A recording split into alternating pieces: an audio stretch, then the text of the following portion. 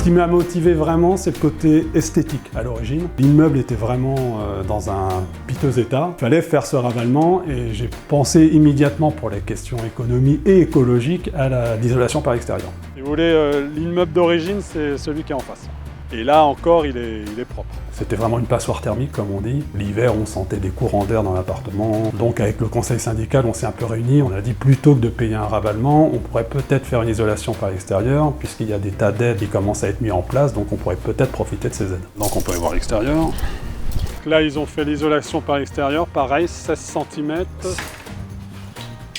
Et donc là, je vais en profiter pour vous montrer l'isolation des planchers qui ont été réalisés.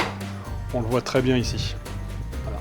Donc là, ils ont mis 10 cm d'isolant. Donc on a fait l'isolation plancher bas et plancher haut aussi, donc les greniers et les sous-sols. C'est des gros travaux. Il y a eu un montant de 482 000 € de travaux. Alors la plus grosse difficulté, ça a été de convaincre des copropriétaires. Et moi, par exemple, j'ai tout de suite commencé par un copropriétaire âgé que je savais qu'il serait complètement contre. Je savais que si lui me disait oui, les autres suivraient.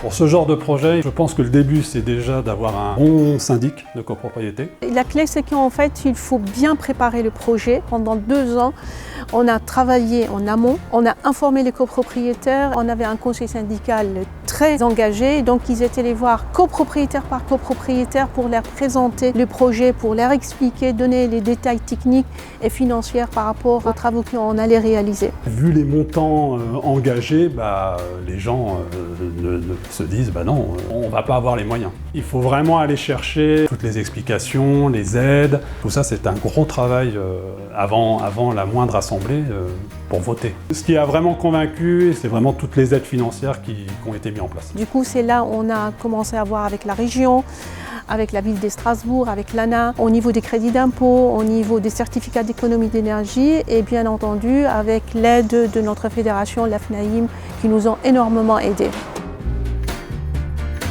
Maintenant, on est à peu près à 15 à 20% d'économie d'énergie. En termes de confort, là par contre, c'est phénoménal. Là, on n'a plus les écarts de température qu'on peut avoir dans les appartements. On chauffe beaucoup moins. Même l'été, en fin de compte, cet été où il a fait très chaud, on arrivait à maintenir un 28 degrés dans l'appartement alors qu'il faisait 38 dehors. On gagne, même en été, on gagne en confort de vie à l'intérieur des appartements. Le coût réel par appartement, moi je vais parler de mon cas par exemple, c'était 15 200 € ma quote-part. J'ai été aidé de 10 800 €, donc il me restait 4 000 € et j'ai eu 2 500 € de crédit d'impôt. Donc réellement ça m'a coûté 2 400 € sur 15 000 € d'origine de travaux. Quand j'ai fait réévaluer l'appartement, l'évaluation m'a donné 15 000 € de plus-value, donc le montant total des travaux engagés. Le premier conseil, c'est surtout de ne pas hésiter, la rénovation énergétique, c'est super. Donc il faut vraiment avoir un très bon conseil syndical et un syndic de copropriété et se trouver très rapidement un maître d'œuvre. Les assemblées générales, aujourd'hui, elles sont beaucoup plus détendues. On n'a plus le conflit qu'il y avait. Il faut impérativement cet esprit d'équipe, cet esprit de confiance et de respect entre les copropriétaires, le conseil syndical et leur syndic.